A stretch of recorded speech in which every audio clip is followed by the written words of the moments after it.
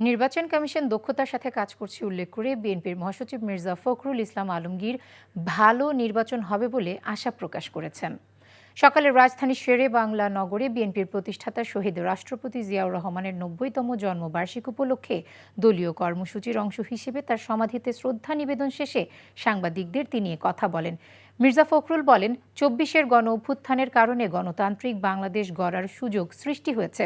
একটি উদার ও গণতান্ত্রিক বাংলাদেশ বিনির্মাণে বিএনপি প্রতিশ্রুতিবদ্ধ বলেও উল্লেখ করেন তিনি। মির্জা ফখরুল আরও বলেন, জিয়াউর রহমানের আদর্শকে ধারণ করে এগিয়ে যাবে তার দল। বিএনপির প্রতিষ্ঠাতার জন্মদিন উপলক্ষে তার সমাধিতে সকাল থেকে শ্রদ্ধা জানিয়েছেন বিএনপি এবং এর অঙ্গ ও সহযোগী সংগঠনের নেতাকর্মীরা।